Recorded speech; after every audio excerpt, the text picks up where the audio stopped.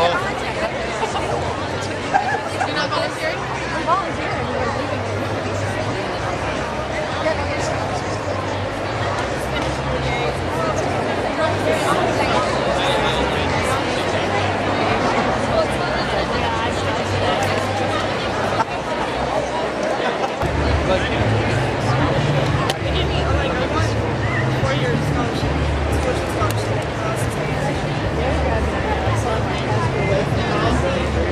He lives in Colorado Springs. So they're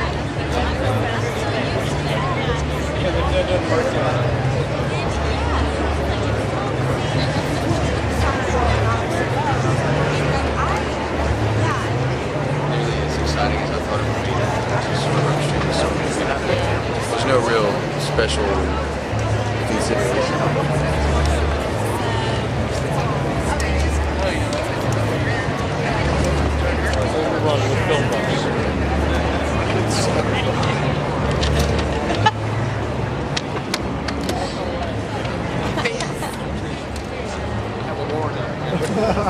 Oh, so I saw the Austin City Limits last night at David. I need to use your name and number before I die.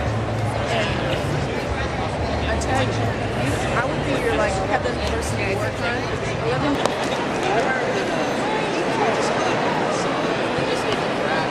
I know this was.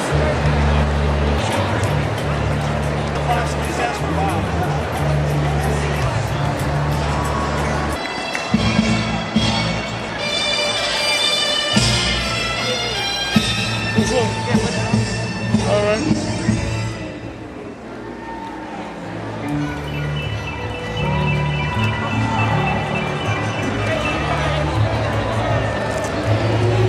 Good work.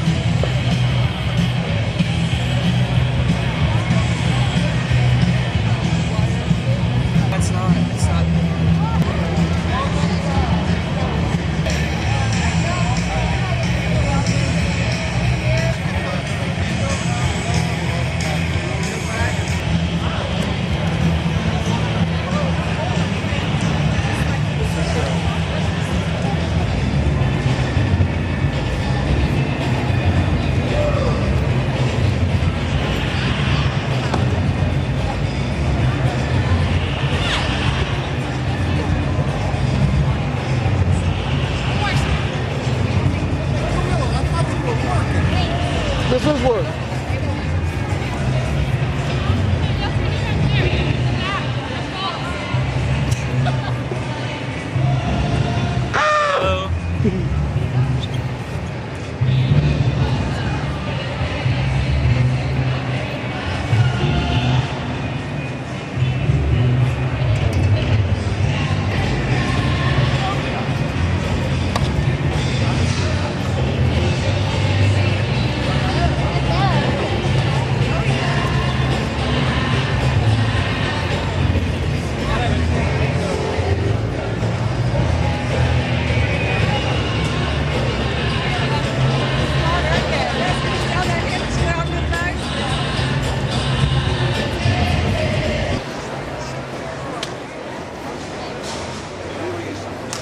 Southwest Film Theater Managers in the house Buddy. for a. What's this for, man?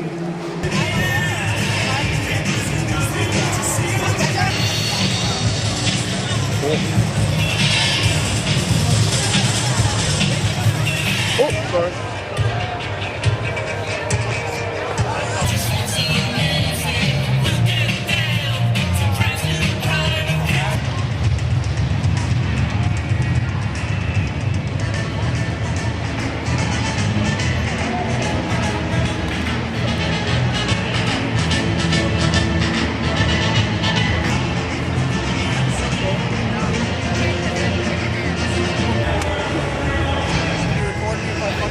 Yeah.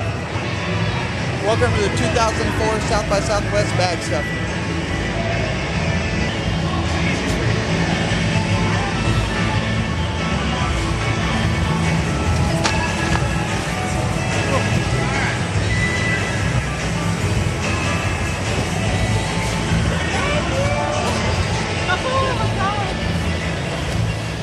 Okay, good. Yeah. We're taking them that way. How are we? Okay. Did you spill the wine?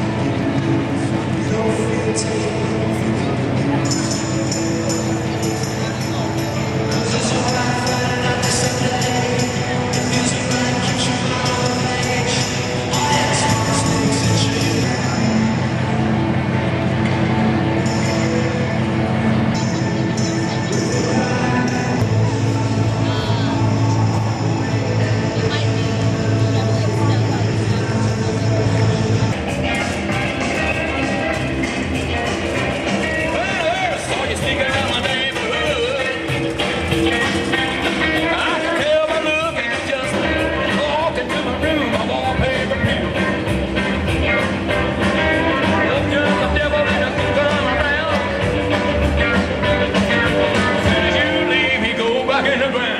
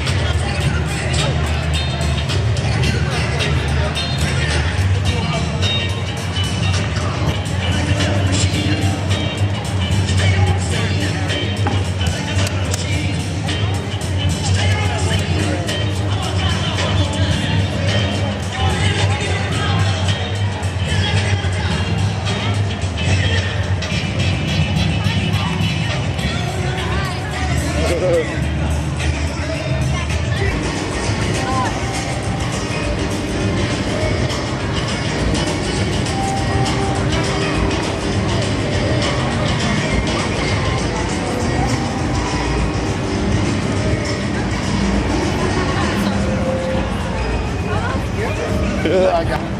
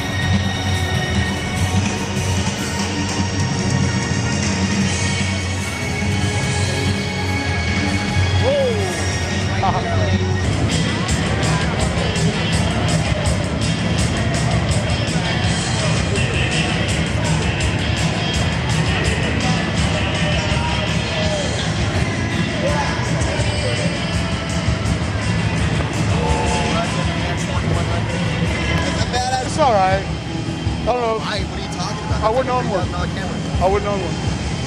You wouldn't A own Sony 3000, a Sony 3000, like the beta series, you know, or whatever. It's not about the backs. one? 150. But The mountain. I love those cameras. Sony, the 1000, it's not bad. It's not bad at all. Yeah, it's not bad.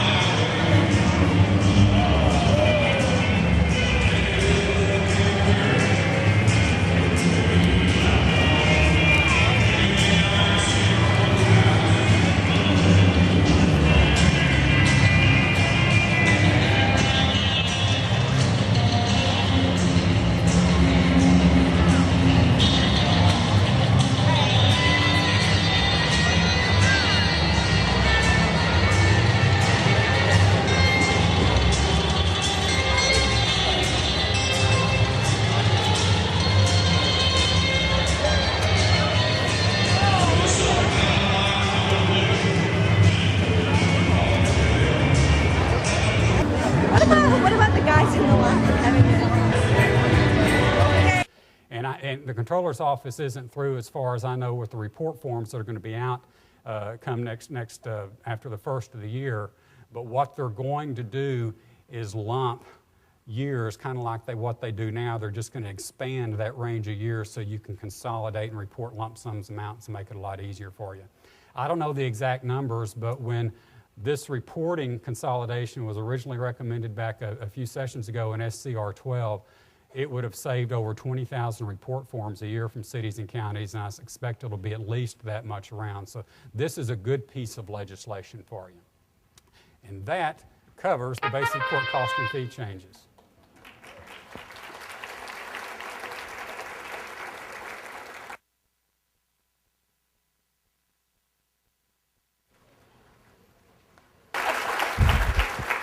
The rest of us just kind of consider ourselves her opening act. It's my pleasure to introduce Margaret Robbins, the program director with our center. When I got the offer to come on board with the center, I realized that you'll always look smarter if you hang out with smart people. And so I figured I was in good shape, at least with Margaret being there, and I've been real pleased with the rest of them as well. Please welcome with me, if you will, the guru of municipal court, Margaret Robbins. Thank you, Clay.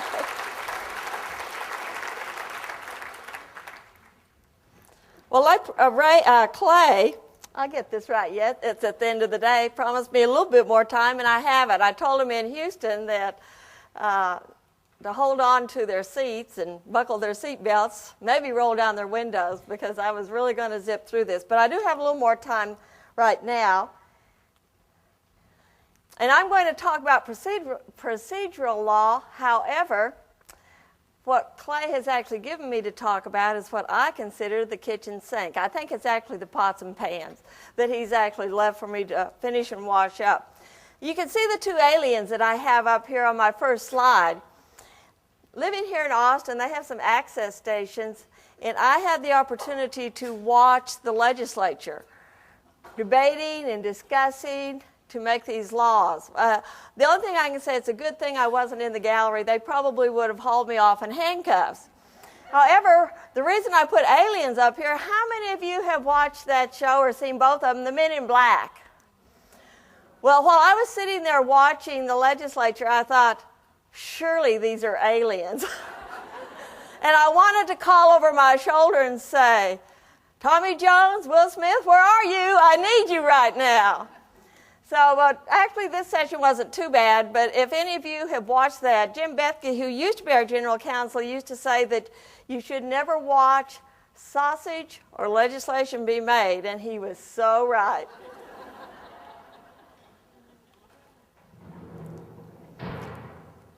Oh, there's that jail door. I think this has already been mentioned, the jail credit. It is now starting January 1. Make a note, this doesn't start until January 1. It's a rate of not less than $50. So it goes from $100, not less than $100, to a rate of not less than $50, January 1. It didn't change as specified by the convicting court in the judgment, nor did this change the period of time from 8 to 24 hours. So you judges still have to specify that in your judgment. However, don't throw your blue book away, because this only applies to offenses that occurred January 1 or after. For those old warrants and those old cases that you still have pending, you still have to use the old law, and it's continued in effect for that purpose.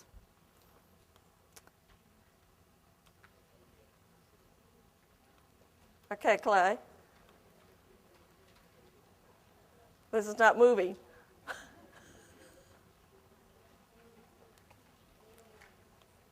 Up there it went. Oops. Now, community service, same thing. But you'll notice on community service, where we have always had a flat fee to start off with, it was a flat $50. Then it went to a flat $100. It's back down to $50, but it's a minimum, not less than a minimum of $50. So you judges, if you want to give more community service than the $50, you can. You just can't give less. If you want to give $500 an hour, you can. You just can't give less than $50. However, the same thing applies here. If the offense occurred January 1 or after, this again goes into effect January 1 of 2004, this applies. If it's an offense that occurred before then and you're going to allow them to discharge that by community service, then you have to go back to the old law of a flat $100 for 8 hours of community service. So keep that in mind. This next one I find interesting because we have never had the definition of indigence for any of our defendants. Well, when they adopted the court cost bill, the consolidated court cost, all of this is in this House Bill 2424, they defined indigence as somebody who earns not more than 125% of income established by the applicable federal poverty guidelines. Now, is there anyone out here who can tell me which federal poverty guidelines are applicable? They have all kinds of definitions out there depending on the program that you're looking at. So we're not really sure which ones apply. However, DPS, they have in some of their brochures for poverty guidelines, and this was dealing with the concealed handgun license, was somebody, a single person, not making any more than a little over $7,000, $7,000, I think, $470. A family of 8 not making any more than $25,390. So right now we don't know really which applicable federal guidelines will apply. However, one of the things that we've done, and you do have the form in this course material, I don't know how many of you use the financial information forms that we have in our forms book. We've changed them a little bit.